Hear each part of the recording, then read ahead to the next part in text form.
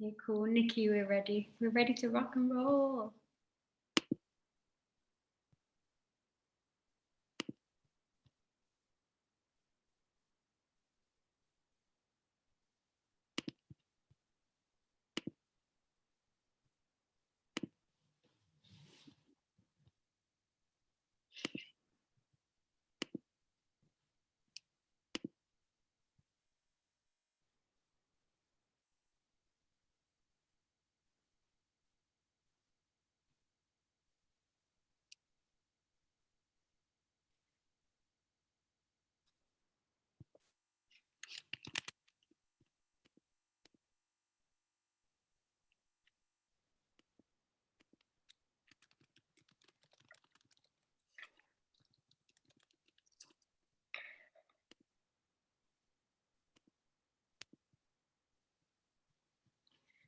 Hello, everyone. I'm just waiting for everyone to keep spilling in.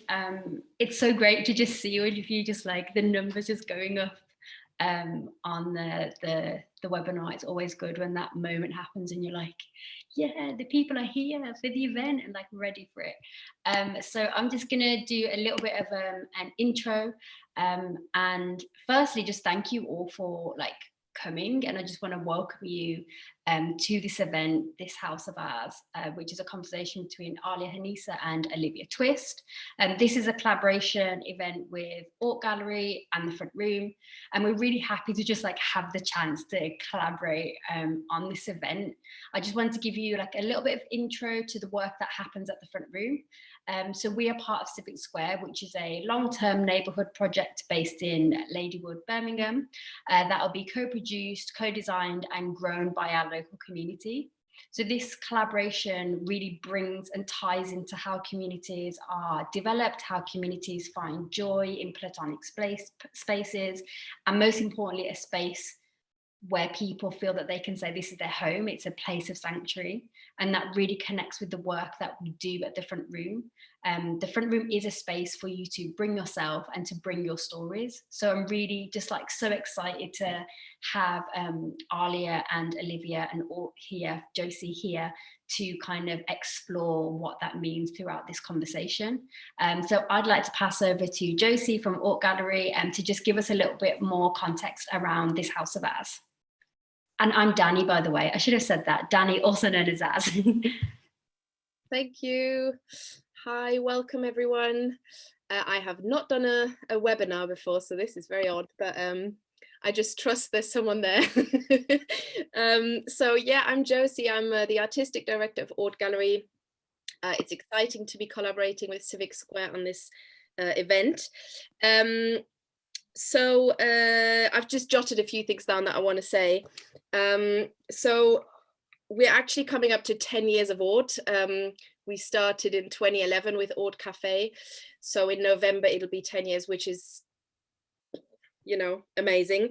And obviously the last year has been particularly challenging. I mean, the last 10 years have been challenging, but obviously for a really small grassroots organization, it has been challenging. And this is one of these projects that, you know, I think Aliyah and I first started talking in probably 2018 now. You know, it just keeps being pushed and pushed and pushed. And so I'm really excited we're having this event tonight, because it just means some things like going out into the real world and, you know, we're actually here.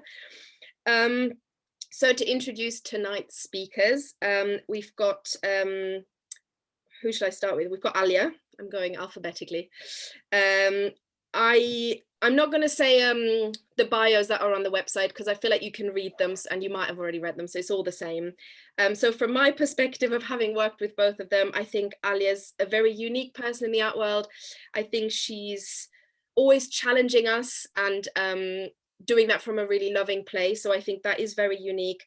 She's also a powerhouse of every time I hear about something else she's done, I'm like, wow. And I did want to very quickly read that quote that's from her website. She says, "It's important to me that love and care are at the center of my practice, so we can envision and awake new possibilities for ourselves and others. I believe that's where the true innovation lies." I love that quote. You know, I think for the work we've been doing at Ort, it fits perfectly in the concept of how do we go forward from you know, after nearly a year of lockdown, and I think we have to start at a place of warmth and a place of care. And Olivia, I've been in love with Olivia's work for years. I think she has an extremely unique artistic style, and I love that her work is about the mundane, the everyday, and platonic relationships, because that is often overlooked. And specifically, obviously, we've spent so much time in our own spaces, and I'm sure this will come up in today's conversation, so I'm really excited to find out more about the work. So just to say, I feel like I went over that too quickly. This was supposed to be an exhibition that was supposed to take place in 2020. We obviously had to reschedule it. Now we're having to reschedule it again. We will hopefully be running it in 2022. But this is I know it will be a party when it finally happens, but yeah, so tonight Olivia will also be sharing the artwork from the commission, and we have also sent round a work booklet. So if you signed up before 5 today, you will have already had this. Otherwise, you can there'll be a link in the chat box, or you can go on Ort Gallery's website. It is aimed at children, but it totally works for adults as well. It's a PDF that you can go through, you can print or do online, and it looks at the themes from this event. So I will stop talking now and I'll pass it over to Olivia and Aliyah. Thank you. Thank you. Hello, hi, assalamu alaikum and wagwan. Hey. My good sis, Olivia. How are you, honey? Yeah, I'm blessed. How are you? I'm all right, alhamdulillah, just day by day things. Thank you everyone for coming to today's chat. I'm really, really excited for this chat because like Olivia's just been one of my favorite people for years. And we're really excited to be working on this exhibition and where it goes. And to be here today with Civic Square and all. So me and Olivia, like this isn't a disclaimer because I never really disclaimed the way that I act, but it's just going to be a very chill conversation, very informal. So without further ado, it's the best way, isn't it? It's honest. You know. Yeah. Wagwan sis, what's on your heart at the moment? I guess. So I guess we've just been in this route, working. Obviously, I did teaching. So like from January to now, it's just been, and then finally Easter holidays. So I'm like, thank God. But it's been good, it's been good. I've been working on exciting projects, but now like I'm proper in a rest phase. Do you get what I mean? Like just recovering. And what's on my heart? Well, today, like I think this is like, this is about like platonic intimacy, house sharing, all of that. I went out with my housemate today. We had a proper nice time, proper nice. She took me gallivanting around East London, basically. So I've grown up in East London and she's originally from Luton. And then I said to her, sis, you need to show me the East London I don't know. Because, we all like, I know my path. Yeah. But I know like what I know in it, and like you don't veer off of it too much. So today she took me about, and I was just, I've never seen this part of Dalston. I've never seen this part of Hackney. All of this, like, it was wonderful.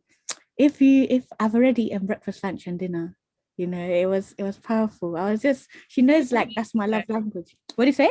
What did you eat today? Where did you food? So we went to Wingstop for starters. Who does that? That's beautiful. Yeah, Wingstop for starters. Then we walked somewhere. We had one kind of American sub. It was beautiful. This one they call Birera. I don't know if I'm pronouncing it wrong. This like ox cheek. Ox cheek shredded, and you dip it in one sauce. Them food you see on Instagram. Yeah. And then we had some donut. We had bubble tea. Just everything nice, everything sweet. So I'm here nourished. I love it. I also love that Wingstop was the starter. I know, boy, I feel lucky. But yeah, man. What's on your heart? What's on my heart? I feel like at the moment, like just very excited to research again. and like read and immerse myself in art.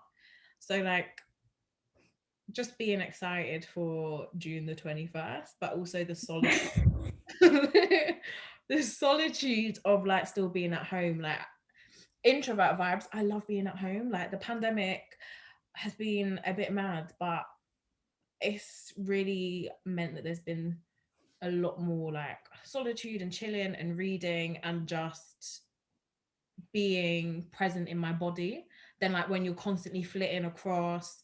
More walks as well. I do love a walk. Yes. And it's really like those mundane moments that I feel like I'm really coming into an appreciation of, that building a life, instead of it being like we often look at the highlight reels or like the super polarizing parts of our lives as like the points for them. But I feel like the pandemic, if it's taught me anything, has just really been so much of the magic is in the everyday and in like the building of a routine and how you really like plan your life out based on that. That's it. I feel like your art has been teaching me that like beforehand, but I felt it when the pandemic hit. If that makes sense. Oh, mad. That's beautiful. I guess, yeah, I feel you, sis. I feel you. How's the pandemic and how's lockdown been treating you? And how has it affected your practice, if at all? So I guess, do you know what? Yeah, like, I guess number one is this uncertainty, isn't it? Yeah. So it's like, the desire sometimes to make work is really shaking. Do you get what I mean? It's like, sometimes like you just need to recover from what's happening around, you know. Do you get what I mean? So it's been on and off. But then like I did deep like, okay, so I guess initially, you know, because it's been like a whole proper year now, isn't it? So initially, I couldn't do nothing, to be honest. I couldn't do nothing for a good while. And then like now I've been able to do bits, and then I realized that, oh man, like I guess sometimes the work is a distraction. Do you get what I mean? But then sometimes the work is like, I don't know, yeah. Like So by the experience in a way? One more time? Informed by the experience or like more intentional? I guess, no, I was like, sometimes like, okay, the work is like, sometimes it's a good distraction. And then sometimes like you want to distract yourself, but you can't. So you try to do work, but then the work is not banging. Yeah. Do you know what I mean? So it's like between this and that, that's how my practice has been affected. And I guess, do you know what? It's like thinking that, we would have been we would have been enjoying with everybody. Do you get what I mean? We would have had people coming to sit down there, chatting to people, you know, stuff to take away all of that. And like now, I guess we're here, but it's still we're together and it's vibes and it's love in it. So, you know, we're still moving. Absolutely. And that like they're taking the time when all of this first kicked off to just be instead of be productive, I think is just such an important part of like your practice and what I'm seeing from so many other artists as well, of just taking time. We're in a global pandemic, like, and we still felt like we had to be productive. Like, let me just get my head around it first. Exactly. And so I'm glad you took that time. And we've been talking about this exhibition for a long time now. I'd probably been almost 4 years by the time the exhibition's going to be alive and kicking. And yeah, I want to talk about the idea behind it and also where your work generally lies, and how like the process over the period of the exhibition being extended may have changed and evolved. So initially, like, I think I moved out of my family home maybe like 2018 June, and I guess like, you know, like when you're growing, yeah, you always have these plans like, okay, like my plan, this was my ideal world, like, okay, I'm gonna save money, and then when I'm 28 I'm gonna move out, and obviously that didn't happen in life, yeah. So then now like, okay, I'm out of the house and it's I don't know. I wasn't fully prepared to be out of the house. But okay, I'm out of the house, and I was lucky though. This is the thing that I'm really grateful that, because you know, like when you're looking for a place here, I need to, you know, the way I am. I need to be with friends. You get me? I need to be with people. I can't just be in my room not talking. I cannot. I just cannot. So I was so lucky, so lucky when this mate that took me out today, for a while she'd been trying to come, like, oh come, we've got a spare room in our house, come and move in. I'm like, nah, I'm all right, I'm all right. But then I needed to move in it. So then yes, I'm there, and I was like, oh, do you know what? From my family home, it's just like 14 minutes drive, so it's calm. So then I was like, okay, now cool, I'm out of the house. And you know what? Like, I guess I've grown up like in council flat all my life. So then now I'm living in a house, and it's different, it's big. Do you get what I mean? It's big. Therefore, like everybody, I guess they just think it's normal. If maybe you've always lived in a house, like it's just big. But I'm like, there's space. And for me, I don't know, them small things. It's like when I used to live in like my family flat, I really wanted laminate floor in my wall in my room, but we couldn't have it. Like council didn't allow you to have it because like the neighbors will be hearing your feet banging, ceiling will be cracking, all of this. And this is what happened to us. Like our upstairs neighbors, they bought their flat, they done laminate floors, and then our ceiling started to crack in the bathroom. My brother turned on the light, he got a little electric shock. Like the place was like laminate floor and council house, it's not really the one. So like I've seen that. I'm like, so now in this house, like I've got laminate floor, and it feels like, oh, like I've always wanted it, but I don't know, I feel a bit about it. And then I guess like now, like okay, like there's a garden and stuff, but I don't go in the garden. Do you get what I mean? Even when it's sunny, there's still something in me that I would just open the window and put my head out the window. I wouldn't go and sit outside or go inside. I don't know. I just don't feel connected too tough. But then there's them ones, like sometimes when I do that, I'm like, oh, like my mum would love this garden and she would utilize it much better than I'm utilizing it. And I don't know why I'm not utilizing it. So I guess it's been interesting, So I was just thinking about this whole process, and I guess it's kind of like a whirlwind. And I wanted to kind of explore that, and I was like, oh, like this communal living, there's so much beauty in it as well. And I felt like, wow, like it's like you can allow it to be like transformative. Do you get what I mean? There's so much you can learn from your housemates when you're not even trying to learn it, but you just learn it. So yeah, I think I just wanted to unpack that through this series of work. Do you think it was like important as well moving in with friends directly out of like the family home? Because I remember like when I first moved out of home, it was like when my mum was having another baby, so I was like, overcrowding, I'm gonna see you later. And so one of my friends did the same thing, and she was like, oh yeah, I've got a house, like I'll like, do you wanna, we've got a spare room, like you should definitely move in. And then I ended up moving in with her as well. But it was like this whole thing of almost like a safety blanket because you knew one person in that house at least. And then that was just like, do you know when you like first go to school, you get like the buddy system, but with like moving out, so it made it a lot easier. But do you feel like that like helped you in terms of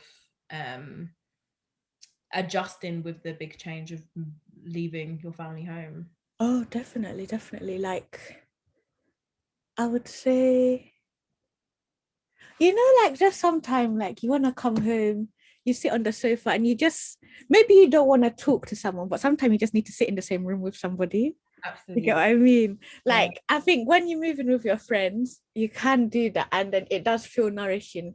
And I guess like there's that kind of care that's there, because you've moved in with your friends. I remember when I first moved in, I didn't have slippers. To get me, somebody found slippers to come and give me. There's ones like that, just little things. Yeah, like, and the stuff that you haven't figured. And then I guess maybe me, I'm a bit shy too, so I wouldn't really want to be too tough knocking someone's door. Oh, do you have this? Can I don't know. So I think this has been good for me.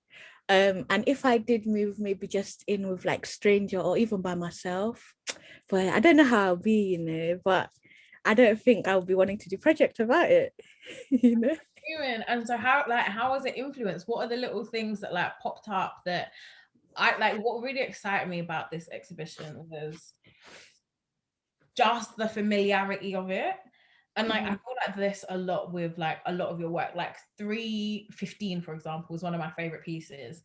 I remember when I came to your like was it your master's show? Yeah. Yeah, and I saw like the big piece hanging, and I was just like, oh my god, like these two girls after school at 3:15 going to the chicken shop, like just before you got on the bus, and like just seeing it big and blown up was just such a beautiful feeling of familiarity, of like our everyday being in this gallery, in this space, for us to feel comfort just hit on a different level.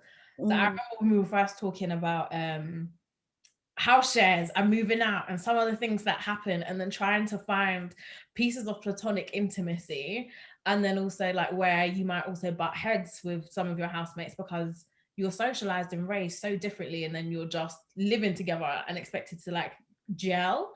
And that definitely does happen in pieces, but like what are, I guess, some of the things that were so different from how you had lived like with your family into living a house with different people, and how did that come out in the artwork that was made for this project? So I guess like there's like there's a consciousness that, you know, because you live with different people. So I used to live with 4 people. Since we've started this exhibition, I've moved house. By the time we show work, I'll probably have moved house again. Do you get what I mean? It's so interesting. So I guess there's a consciousness you have, like when I live with my family, maybe I'll come out of my room looking anyhow.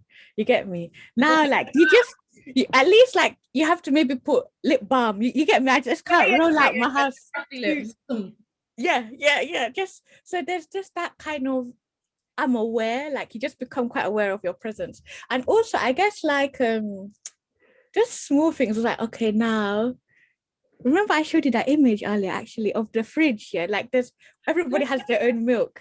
I'm gonna show these images. I'll pull them out soon. But then just stuff like that, like, oh, everybody having their own milk, and maybe like, okay, just noticing that like, why are we doing this? Like, why don't we just, maybe we, obviously there's quite a lot of people in the house, so you maybe need 2 milks, but why don't we just maybe have a little pot and chip in and buy like 1 milk, and when it's finished, go and buy a new one for everybody. Just them kind of small things. You're like, oh, to be honest, like it is on you. Do you get what I mean? Like them times, like sometimes you come from work, you know, you're tired, you're feeling mashed up, you're unwell, whatever, and you still have to go and cook. Do you get me? It's not as if like, oh, there's just a pot of something there or leftover in the fridge. Like, it's down to you. So just them kind of things that I think really like showed me that, oh, like you're at home, but you're not at home, but you're at home. Do you get what I mean? Like you're making your home. Exactly. Like it's that process.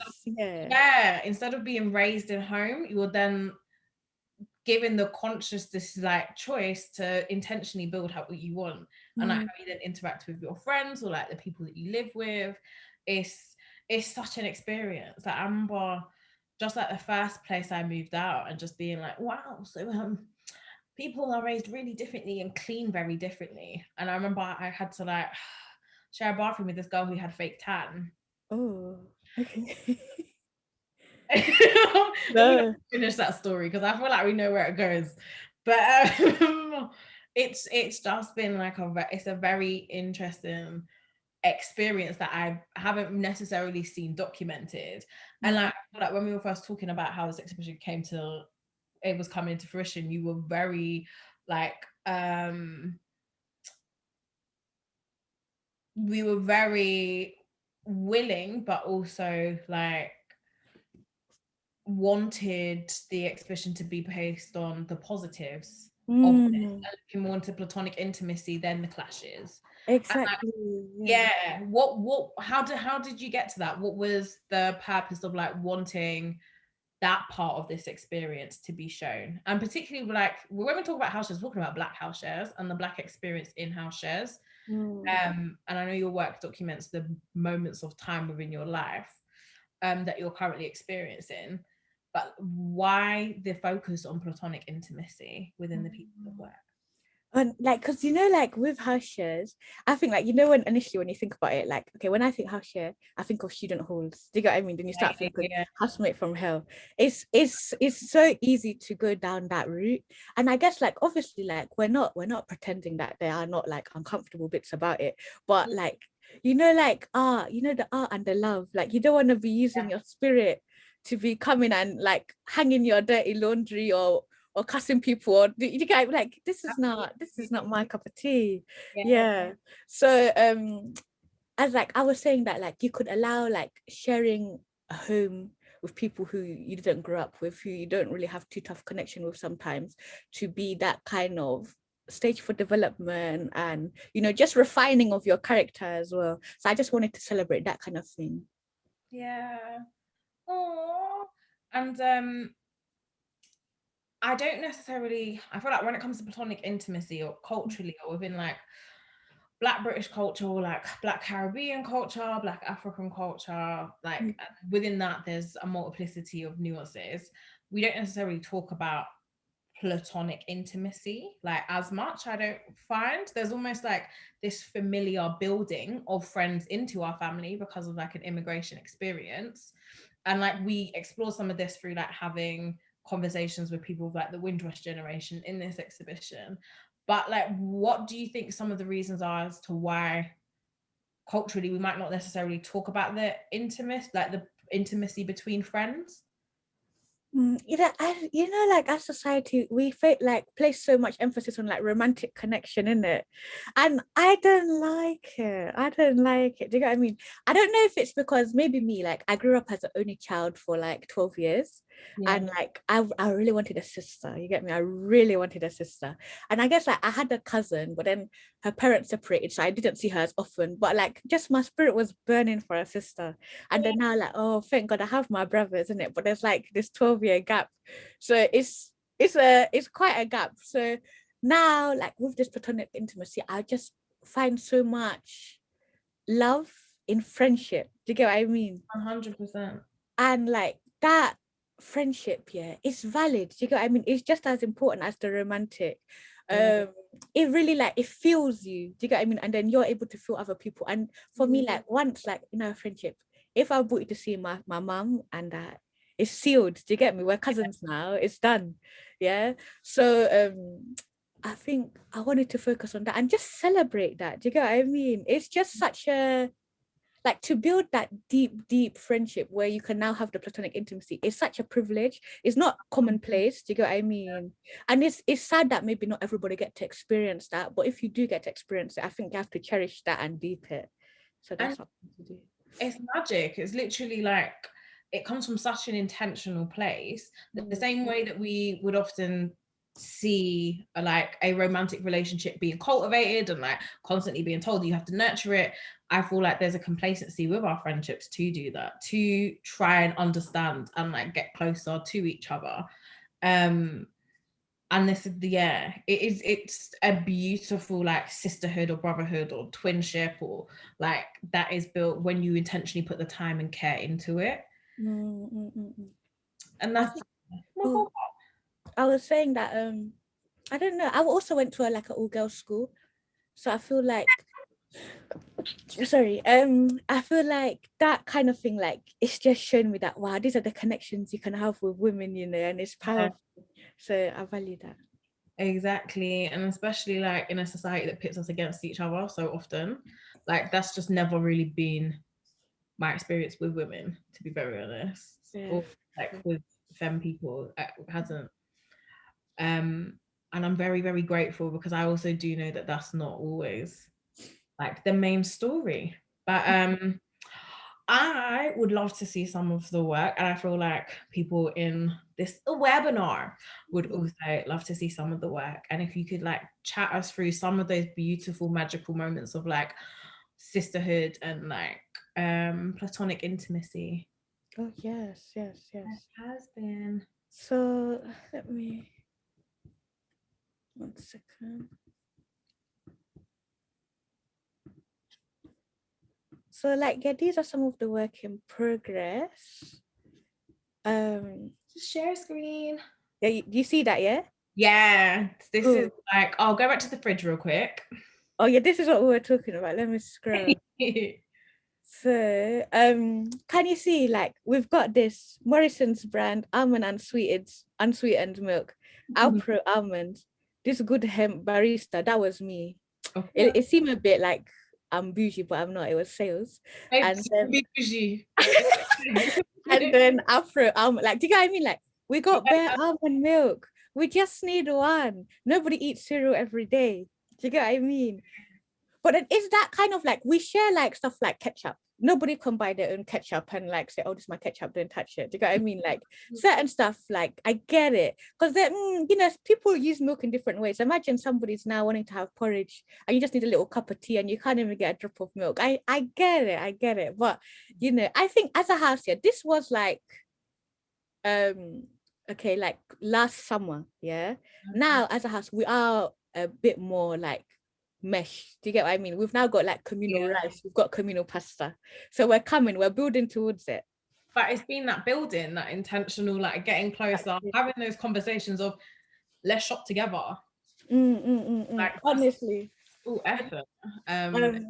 One of my housemates, he's got a car now, and yeah, like we're planning to do a little shop together, you know, like, you know, just to go to the big Asda's, not all the time.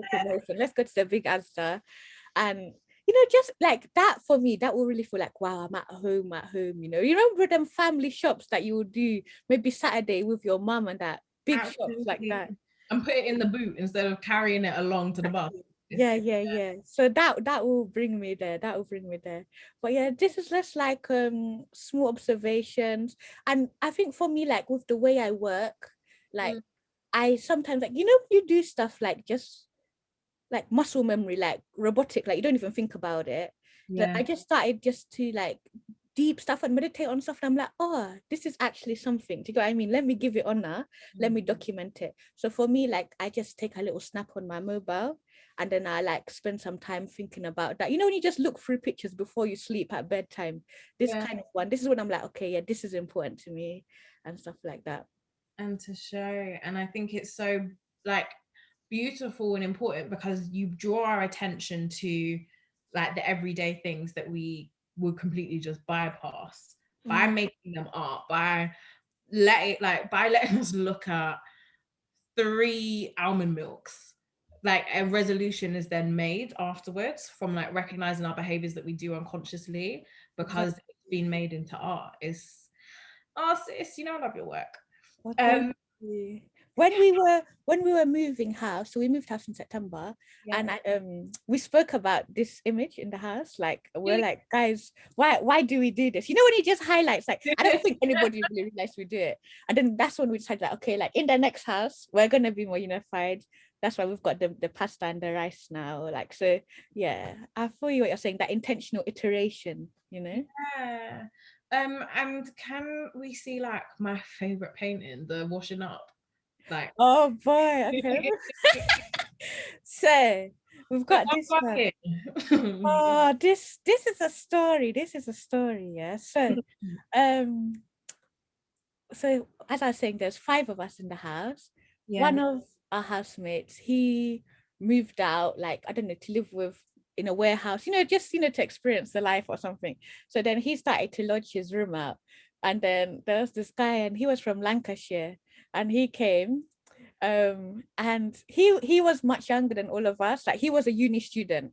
Do you get what I mean? So I don't, like, he was probably living in halls and doing what you would do in halls. So now when we were just living together, there was just dishes that were not going. They were just, do you get what I mean? It just, there was always something there. And then I was like, nah, this is too much. And then I don't know, me, I used to watch it sometimes. You know, when it's just you're tired of seeing it. So I would watch it. I've been yeah, or my other housemate, actually, she would watch it. And then I was like, oh, this ain't good, you know, this ain't good. And then I think somebody called a house meeting now.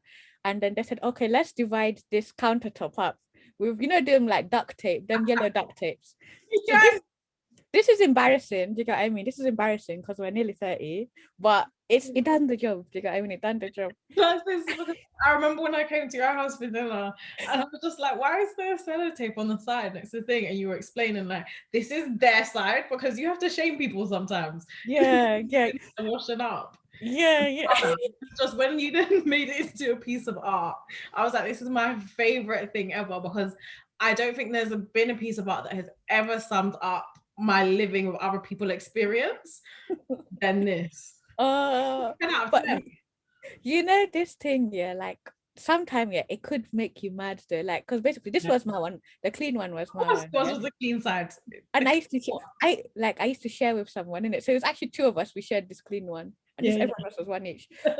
And sometimes, you know, when you could just see one fork on your section and it's not your fork, that will really like, it will pang my head, you get me, it will really pang my spirit. I was like, nah. So I just wanted just to document this. I think this is just an honest one. Do you get what I mean? Yeah. And I think it's when you know the story behind it as well, it's such a powerful and like resonant piece of every person I know who's had a house share has always like, this has always cropped up as like a potential thing, but I'd never seen this way of tackling it of just like making individual places of like where each person does their washing, so that you know who's for shame purposes. Big vibe. You know now. Yeah, I think it's true. Like now, when we've had this, we knew, okay, this is probably this person who's leaving stuff. So now in my current house, we don't have this anymore. I love that. And now like stuff is sorted out. Do you get what I mean? I think we learn, you know. 100%. Yeah, mad. And then I was just saying, like, so basically with the work here, like at the moment, I feel like I'm going through something where like I'm really, I don't know, I'm maybe interacting with color in a new way. I feel like the way I've colored the work, I don't know necessarily if this is the way you will see the color in 2022. Do you get what I mean? But this is like the work in progress, you know, just thinking about, okay, what colors are working well together? Because I would say that, like, me as a practitioner, like, I think I focus on the line, and I used to do like very, very colorful work. And then I started like to tone it down, but then people are like, oh, Olivia, like you're dressing, you as a person, you are quite colorful. So I was like, okay, I'm gonna try and bring it back into my work a bit, but I need to like find a balance. So I'm just somewhere between there. But then now I've been doing a little bit of collage. You get what I mean? So then that's becoming, I want to like, I guess the key focus is on the black line, but I want to add like a little bit more texture. You get what I mean? Like little bits of like rough line, things like that. So yeah, that's in flux. So for those people who don't know and are probably wondering what medium you work in, how do you start? What's your process of like starting a piece off? What materials do you use?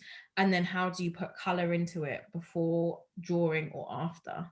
Okay, so I work with Sharpie. I love a Sharpie. Honestly, just on any paper I find.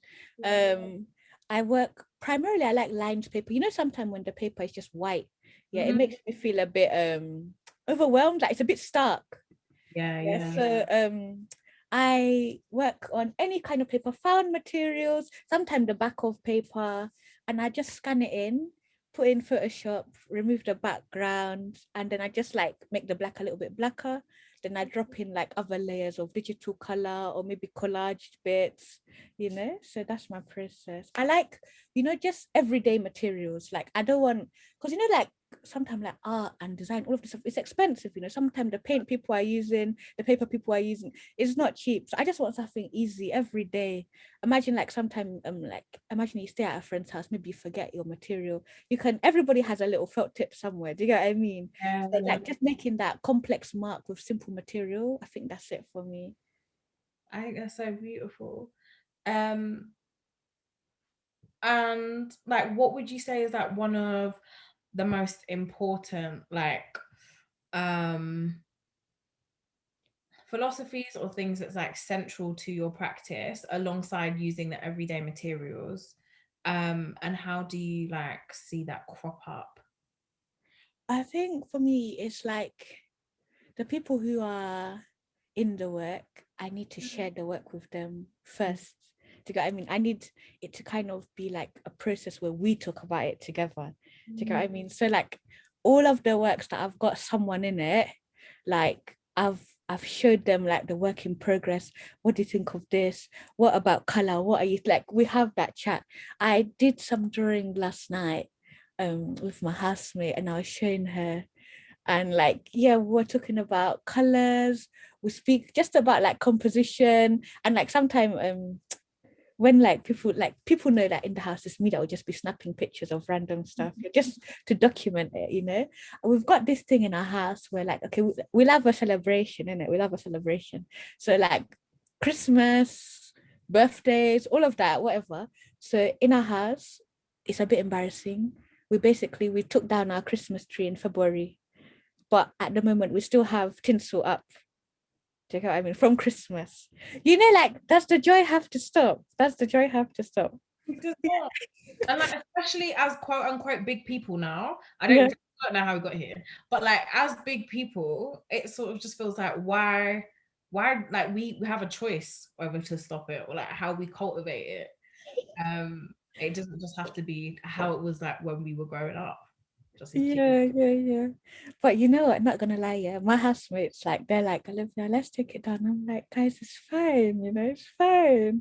Just brighten up the place. It's nice. Yeah. We had like one birthday party as well in January, and the housemate, he's from Jamaica, and we've got Jamaican bunting hanging in the house with the tinsel. It's bath. Every time you come into the house, vibes and love, you know, vibes and love. That's it.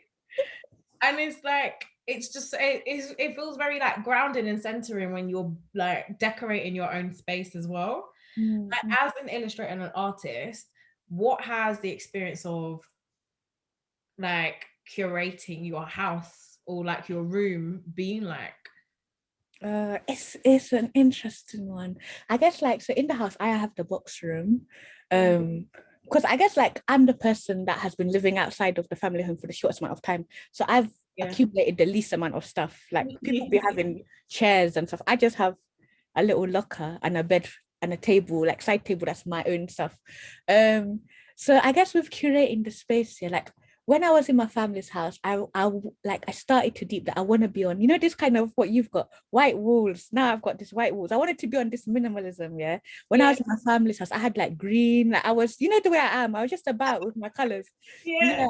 But now I'm like, oh, the place is white, and I do like it because it's what I wanted, but you can't customize it too tough. You can't put nails in the wall. You can't do this. You can't do that.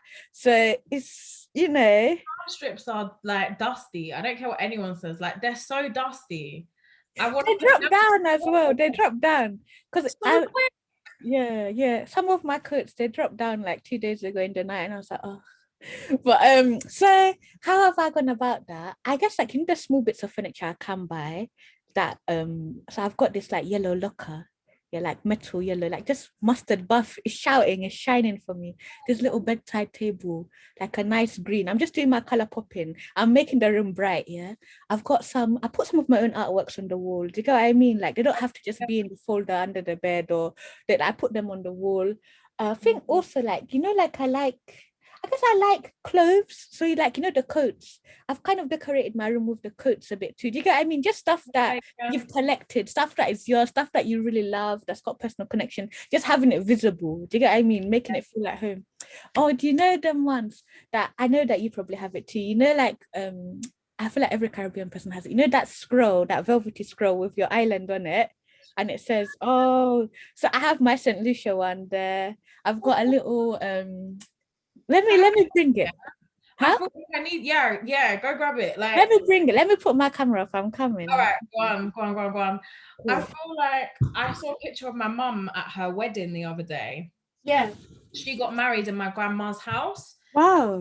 Yeah, and like in the backdrop, my mum's Jamaican and Irish, but like my dad's Bayesian. So they got married in my granddad's, like in my dad's family's house. Yeah. And just in the back, there was like a picture of my mum in her like marriage hijab and jabab with like the Barbados flag behind her, like the little pinned up one. And I was I have to send you the picture because it literally like, it was just racing. My mum's friend is just like at the bottom, just like peeking up, because they had obviously like the men's room and the women's room. And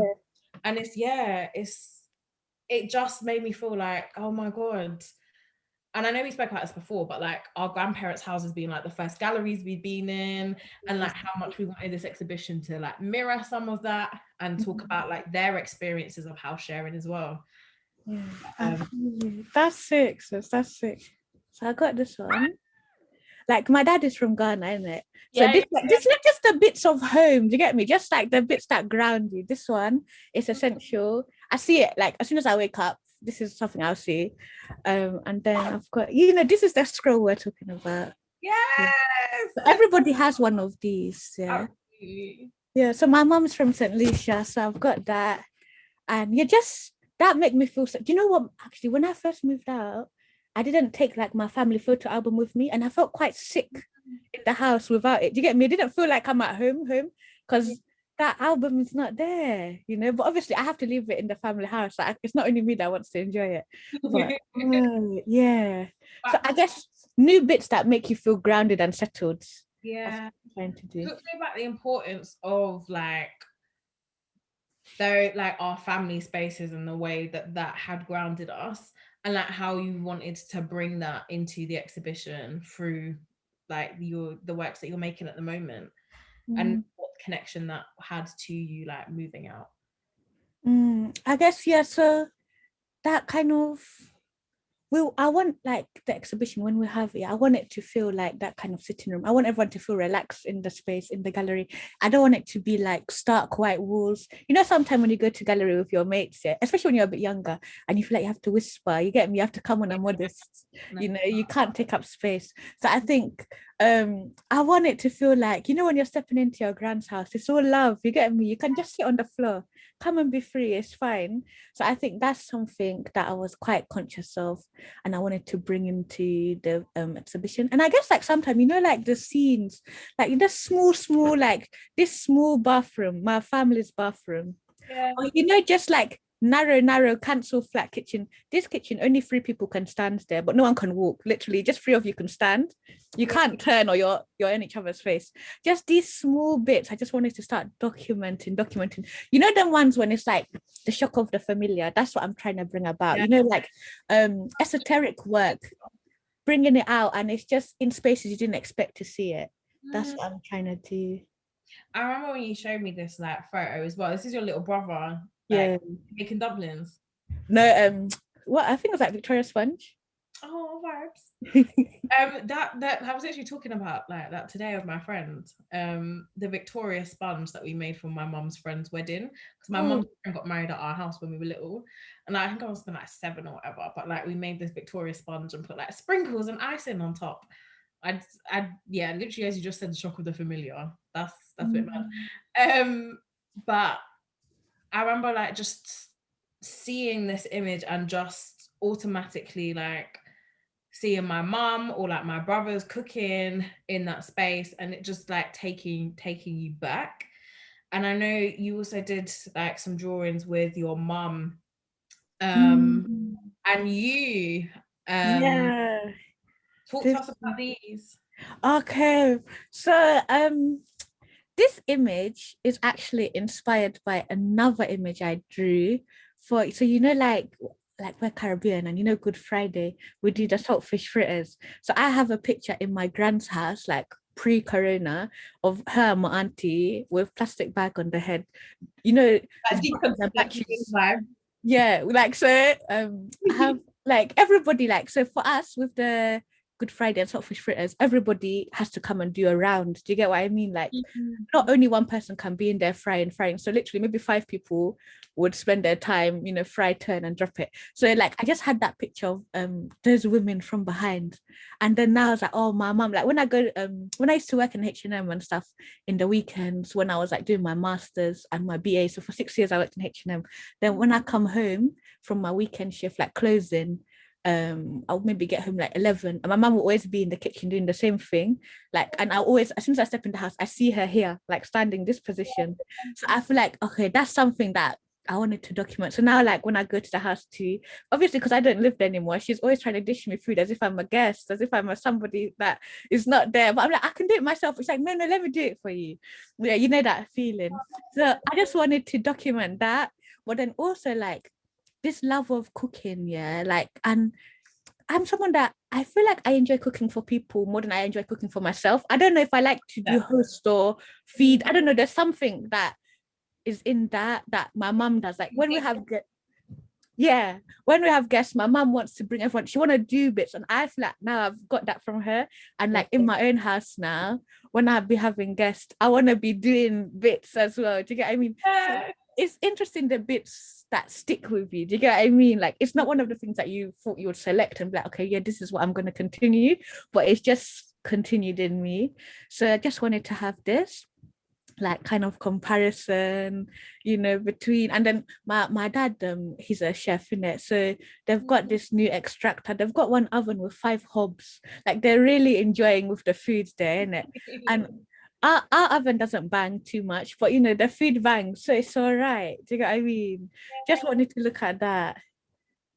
Oh, it's just like so beautiful, and the communal nature.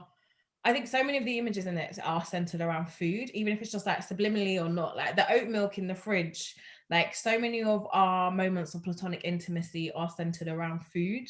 Or like the dirty washing up plates after people have eaten. Do you know what I mean? Or just like this series where you've got your mum cooking and then you cooking in your kitchen.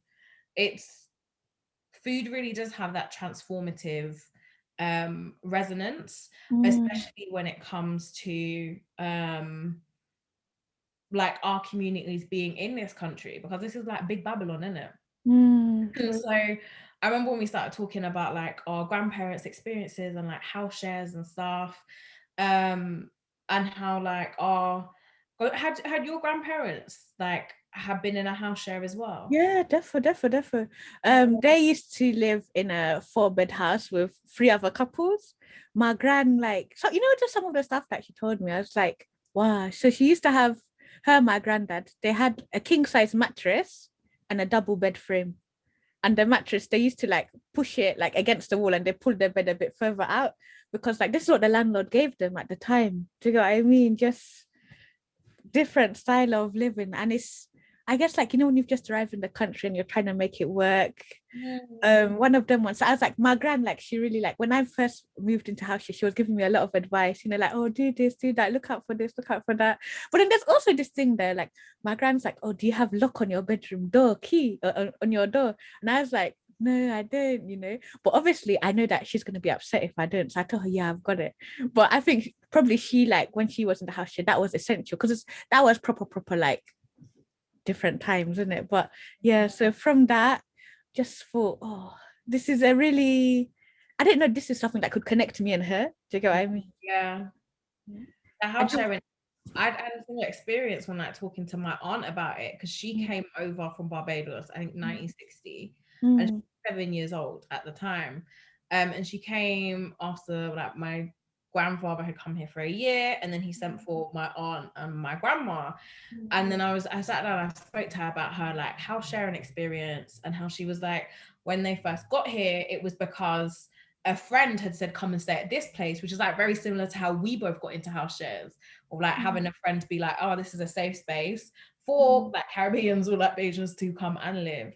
But then also living there with a guy who was like Polish and a guy who was like Italian and Jamaican, and like they still communed and created in the 50s and 60s this very loving and sharing environment, until they moved out. And then when my grandparents had bought their own house, they then rented it out to other Bajans who were like from the community. So it was almost like this cyclical house sharing experience of like the early Windrush generation, and like the importance that had in us cultivating and sharing and like sustaining our cultures away from home. Yeah, it just, that's why I like seeing this work just fills me with so much happiness and memories that I didn't even know like are longer term family memories, you know. I feel you. Wow.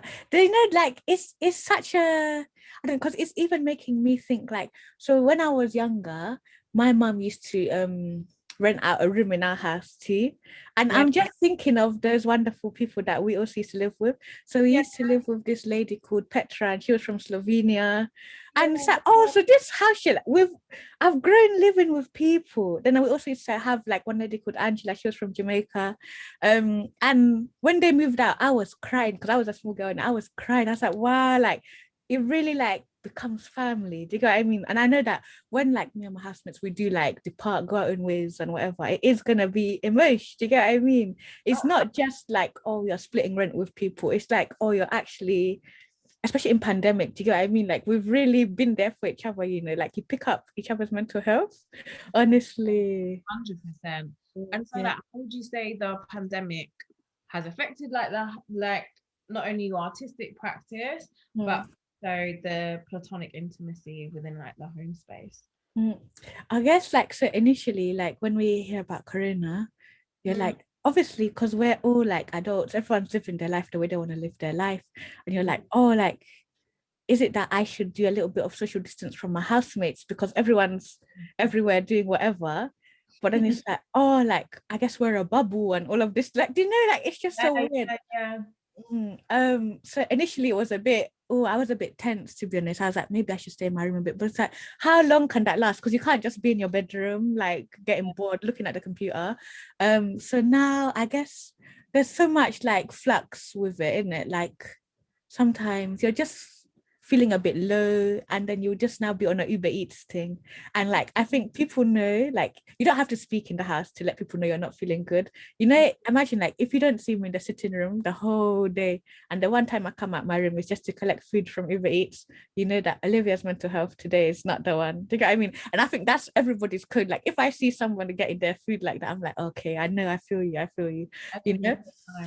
Yeah. And then like sometimes it's like if you haven't seen someone come out the room for a while, you text them like, oh, do you want to come and watch TV today? Like, you know, maybe sometime you know what TV program they like, you could say, oh, come, let's watch this one together. And then there's another time like one of my housemates, yeah. So when it's people's birthday, we like karaoke in our house. We love it. We shout, we love it. Yeah, we're there. And then the other, like maybe like a few weeks ago, one of my housemates, me and her were just sitting down and she's like, let's do karaoke. It doesn't have to be someone's birthday. Do you get me? And it really pick up our spirit. Yeah. And it just, that was my energy for the week. That Friday night shouting in my house, that was my energy for the week. Brilliant. I love it. And it's just like so magic to be able to build that friendship with people so that you can pick each other up when you need to, but you can also give each other distance when you need to as well. Yeah. And that's what I'm really excited for us to explore in like this exhibition, which everyone just mark down 2022, I guess. Like we'll give you dates as and when is needed, but I'm conscious we're running out of time. Yeah, it's been flying. Shall I flick through a few more images? Yeah, let's talk through some images, and then if anyone has any questions that they want to send us, like drop them in the Q&A now, and then we're gonna whiz through those shortly. But you to show us some more images and also talk us through what you're reading at the moment and what reading this is informing this work as well. So I just got this little illustration just from inside of the lift at my family's block.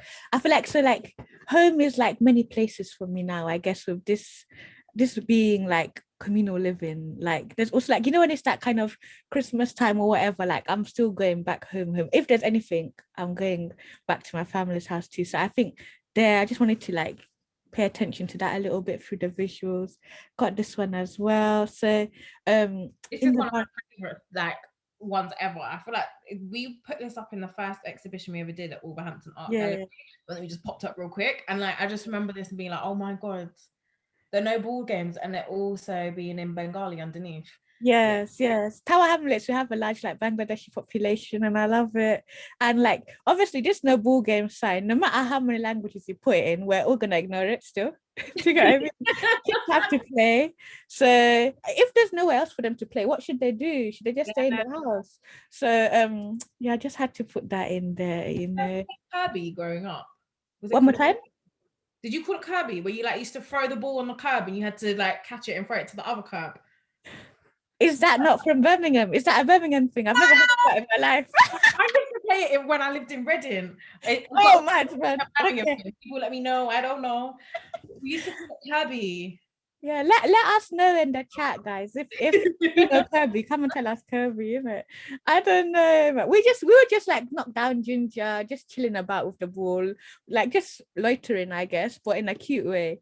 we've got this one as well, entrance to my family's block as well. You know, security door. The security door is always left open, isn't it? Like, because the kids, when you're playing downstairs, you can't be taking your mom's fob to be opening door and losing it. So the door is just open. Got this one as well. So this was me in my old room. Like, you know, underneath. oh yeah. I guess it's a bit of a hint of me in it. So I do like shoes. And I think a lot of my pandemic, you know, lockdown number one, this is how I spent my life. Basically, I was just like, boy. So here, and then I think there was a thing that where, like, you know, sometimes when you're feeling a bit antisocial, my bedroom was near the kitchen. And through my window, I could kind of see if anyone was in the kitchen. And I used to maybe like strategically only come out of my room when I know no one's there, so I can just be alone. You know, when you're just in that kind of headspace. So I just wanted to document that one. We've seen the fridge. And then we've got this, one of my housemates, like, he has a ritual where he has like pizza with somebody every Friday. And then like, it's just nice to see the boxes there, like, you know, just that people are enjoying. Do you get what I mean? Everybody has their small ritual, and I just wanted to document that. Then we've got outside shoes. So this is for the garden that I don't use. So like, these are like all of the different housemates outside shoe, because sometimes when people go to the garden, there was mud in the kitchen. I just said, oh guys, please, can we use a different shoe? So people started to use a different shoe there. And it's just like, you know, nice to see, like, I guess different people's taste in shoe and just different sizes, like how people treat their shoe, just that small stuff I wanted to document there.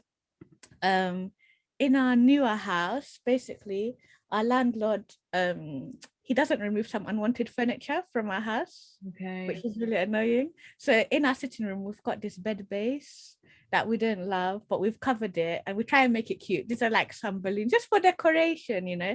So when we watch TV, we're just here on our sofa, but then you're just very conscious that, oh, this bed base, it kind of makes the house feel temporary. Do you get what I mean? Because it's just not normal to have in a sitting room. But I just wanted to document that. Oh, sorry, I could see my internet is unstable. Maybe I'll put my camera off just so I can show you the last few. And then got this one of my housemate, you know, just them ones like, you know, before bed, brushing the teeth and stuff like that. Sometimes I sit on the side of the bath and we have a chat. And I guess, you know why I really like feel connected to this image is because it's the same thing I do with my brother in my family home. Do you get what I mean? Sitting on the side of the bath while someone chats and whatever. So I've got that there.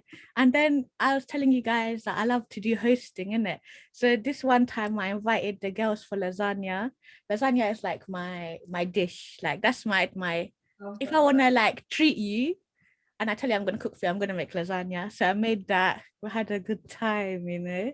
So this just like one photo that one of the friends took, and I was like, please send me this one. I just need to document this spirit. But we ate so well, we were full. Do you get what I mean? Like we can't do half-hearted hosting. We have to be proper. People have to take home leftovers. Do you get what I mean? That kind of one. So that's just some of the work I wanted to show you. I would say that's it. I've got some other pieces in process and stuff, but I'll show those like closer to the time, you know. You have to come to the exhibition to see them. Yes. But I think we've got a couple questions before we wrap up. And our first one is from Adwa. Welcome, Adwa. And it basically says, Olivia, your series 345 made me nostalgic for our after-school experience I never got to have. Uxbridge Zone 6 lifestyle. The amount of warmth, love, and platonic intimacy that shone through in things just like, why do you have to do so much ketchup? It looks like a wound, has made me smile so many times throughout lockdown. For both Aliyah and Olivia, how important was platonic intimacy in your lives growing up? Oh, wow. Okay, wow. Thank you so much for your question. Really lovely question. Oh, wow. This is so interesting to next. I feel like with this 345 project, it's interesting. Like, you know, when I show it in different places, people are like, oh, yeah, I used to do this here. I used to do this there. Like, but then like, oh, it didn't happen in Uxbridge Zone 6. So it's nice to know, okay, how far this thing travels and doesn't travel. Okay, so the question, do you want to go first, Aliyah? No, you go first, babes. Okay. How important was platonic intimacy in your lives growing up? I think I would say definitely very important. Do you get what I mean? Like, I think it encourages you just to be open. And like, you know, when you could say that you can be vulnerable with people, and then it like shows you like, okay, the value of communication and all of these things. So I guess like maybe my key values and core beliefs, I guess, were really nurtured through platonic intimacy. You learn so much from your friends. Do you get what I mean? So for me, I would say that it's a key thing growing up, and it's something that like in the future, like when I have kids and stuff, I'm gonna also show them like, please, guys, this is important. You know, let's put some emphasis on this one as well. Yeah, I feel very similar. I think growing up, I don't think I necessarily had the level of platonic intimacy that I have now as an adult, which is probably best because I was a child. But my friends were always a space to have fun and a space to be a child. Like, because I'm the eldest child, sometimes I was just like, when you're at home, there's so many other things to do. But my friends were always that thing of reminding me of like my actual age. But I think like as I've grown up, the older I've become, like the deeper my friendships have become, the things that we find acceptable, and also the notion of sometimes your friends bullying you or like bullies then becoming your friend, how that shifts the dynamic and how intimacy plays in has been something I've been thinking about quite a bit. But yeah, I think it was transformative in terms of shaping the intentionality of how I go into friendships now, and how important it is to cultivate platonic intimacy. And all of that, we have another question from Cherima, who says, "Hi Aliyah, I'm very interested in your practice and your role in This Is Our House. Would you be able to expand on how the process has been as a curator working on the workbook and exhibition? I'm loving your energy, by the way. You really made me feel like I'm involved in a warm welcome conversation. Oh, Yeah, yeah. brilliant. Thank you for being here. And thank you. I think, we've got another question from Jay Nash that we will reply to you in a bit. But Chioma, I feel like the process around like curating for me is always, I only curate like with artists whose work kicks me in the gut and who I have love for. Olivia, my jigger, my G, my family. And I think it's very like important to have a constant dialogue or like a sharing of different ideas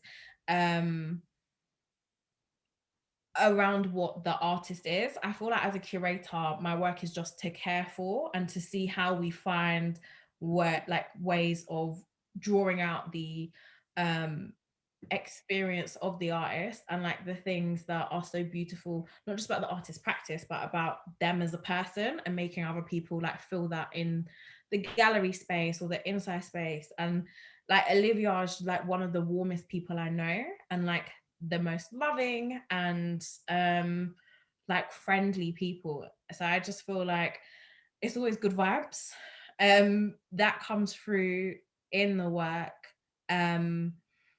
And like being commissioned by Ort Gallery and then like choosing the artist I wanted to work with, it was always just like, it's always going to be Olivia, because there were stories that I know are so nuanced and beautiful that I want to tell, and also like Olivia wants to tell. And so it's almost just like, this is my ethic of curating. And so finding artists and working with artists who you're constantly building a relationship with, but align with that. Like there are artists that if I don't get on with, like I won't be curating your work. It's so much deeper than just putting like photos up on a wall. You're building, you're showing something that's so intimate, especially with this particular exhibition. So yeah, I think like working on the workbook, we were just ping-ponging questions and like, well, maybe we just do this. We do a lot of brainstorming and like sharing links, and that's the continual conversation. But yeah. Our next question we have was from Jay Nash. Thank you so much for an amazing evening, Olivia. As always, I'm getting so much joy from your work. It's wonderful. Agreed. Sorry, my internet is doing bits, so I can't hear too tough. I'll put my camera off here. Sorry. All right, it's all right. Olivia, as always, I'm getting so much joy from your work. It's wonderful. A question for you both would be, what is the thing to look for when you would like platonic intimacy with friends? Oh, Olivia, do you want to go first? Interesting question. Yeah, that's a good one. I haven't asked that before. Is it like a feeling? Do you like, is it a feeling of reciprocity? How do you say that word? Reciprocity. I learned it from Lauryn Hill, can't lie, but go on. That song. Yeah. Is it that sometimes you just feel it in your spirit, you know? I think for me, the people I have that connection with, it's just, it just occurs, you know?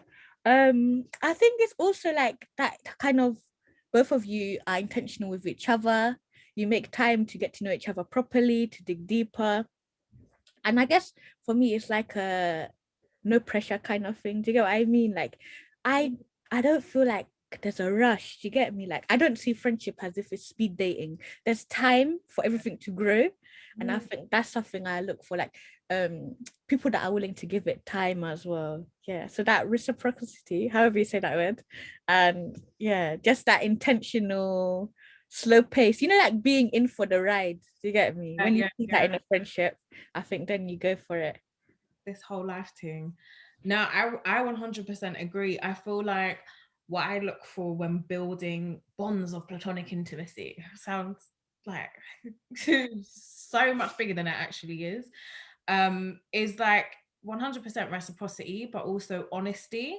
I think that is first and foremost. I don't feel like you build loyalty or like anything platonic without there being a level of radical honesty. So like, I don't know if it's also growing up with Caribbean family members who are, they're just going to be honest with you, like full stop. You have like people are going to be like, why your forehead so spotty? Like it's literally just, you're so used to directness growing up like with Caribbean family that if I don't know where I stand with people if there's not that level of like honesty around our feelings, the way that we do things that impact each other, and also finding that like sweet spot of conflict resolution if you do accidentally violate someone. Yeah, I feel like that is how you build it. It's there's a quote, I think it's someone Maladoma Marley or something, and it basically said that conflict is the deepening of a relationship. Like that's like, it's the opportunity to deepen a relationship if you make that choice. But without honesty, I don't think that happens. And I feel like the friends that I'm closest to, and we've really like cultivated that space, it's come from this space of like honesty, commitment, and willingness to. I think the same principles that Bell Hooks applies to love, around commitment, honesty. Oh my God, let me not forget the 5 Bell Hooks commandments. Are what generally is just important to cultivating love, familiarly, like platonically, romantically. So that's what I would say. Hold tight, you Jess. But yeah, I think that's the last of our Q&A. And as always, I think we've gone a little bit over time because we love a natter. But Olivia, I just would love for us to round up with you sharing recommendations of like, who are the artists who are inspiring you at the moment? Or like who are you gonna shout out? And then we'll wrap it up. Okay, so there's this kind of like illustrator graphic designer called Nikki Usagi. I love their use of color. So I think like that for me has really got me thinking. And then I'm really loving Jocelyn Cole's work, you know, her book Be Like Teflon. Love it. I recommend, please. But I literally, when I do tutorials with my students, I all tell them, yeah, go and read this, go and find this book. That's really important. What else would I say? You know, like just like I guess the honesty, like of maybe just like family photo album as well. That forever, I guess, will be an inspo for me. Yeah. And then we'll have to say Toyin, Oji, Odutola. Also, you know, just for I guess like the technical inspiration. Do you get what I mean? Like, you know, when you're going to think about mark making, composition, rich imagery, I feel like her work is a lot for me. And then I'm really into this artist called Rebecca Davies. She does like kind of workshop. She's kind of trained as like an illustrator, but she works a lot with community. She also does a little bit of performance art as well. So I think like the way that she honestly presents her work, I think those are my key inspirations at the moment. Oh, amazing. And thank you for sharing, my love. It's I love Thank you so much for chatting. it's all right, my love. I just love to hear who you're inspired by as well, because they're all OGs. And it's just lovely to know Wagwan and what we're also citing and loving up at this moment in time. I feel like I'm wobbling now. And I would just like to say a huge big up to you, Olivia, for having this conversation, and also to Ort Gallery and Civic Square, saying Square, for facilitating. Come see this house of ours in 2022, I guess. Don't forget to download the workbook. You can color it in, and there's also like a little interview that you can